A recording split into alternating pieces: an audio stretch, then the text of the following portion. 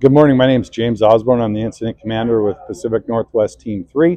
We were brought in by the local agencies, the Willow-Whitman National Forest and the Northeast Oregon ODF, to work on both the McCully and North Pole fires.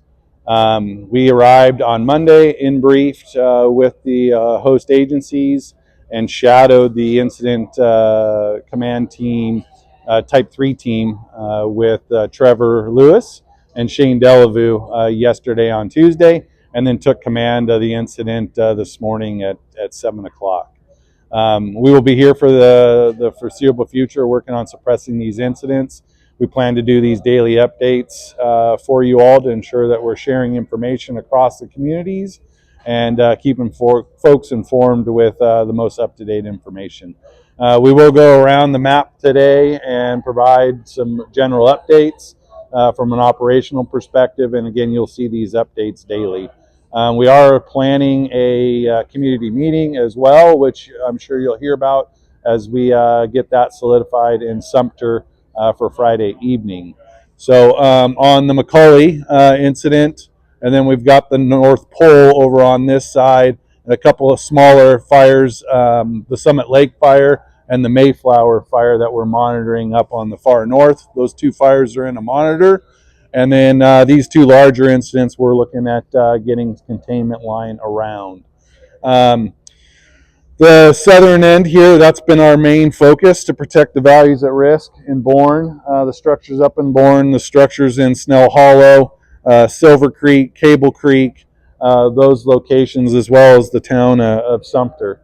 We're working on establishing some indirect line off of Mount Ireland and the repeater system that's there down along the ridge system, tying into the old road beds that exist, and then also piecing some dozer lines and mechanical lines to where we can get closer to this fire perimeter as possible to try to minimize the acres burned.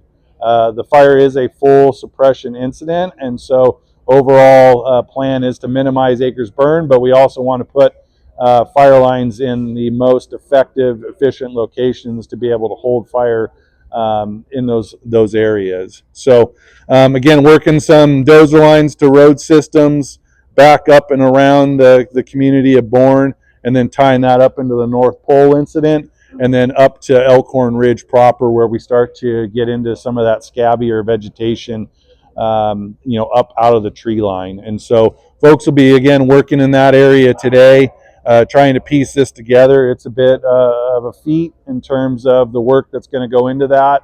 Once the mechanical line's in, or the road beds that we're using, we have to do some thinning along that fire edge, and we plan to bring fire down to those control features in the future. So that'll be the plan again today, continue to put that effort in. We have done extensive work in Bourne. There are hose lays in, structure protection measures. We've scouted all the structures in that particular area and are ready for any potential issues from the fire making any runs to protect those values at risk. We did utilize aircraft up on this upper ridge yesterday at Elkhorn, trying to ensure that we keep the fire from slopping over into that next main watershed canyon, and then utilized aircraft up around the northern edges of Cracker Creek to ensure we're trying to limit fire spread to the north. Not much work was done in this upper end yesterday, just based on visibility, smoke, and where we're concentrating resources at this point. It'll be the main focus to protect the values at risk, and as we get those protected, we'll look at trying to get around the rest of the incident in the coming days. So that's the overall general update. We hope you tune in daily. They will be shared through the Willow-Whitman National Forest Facebook page. And if you have any needs information-wise, you can get a hold of us through the phone number that'll be shared on those sites. So appreciate all the support. We look to serve you over the coming days and time period for us to suppress these incidents. Thanks for your time.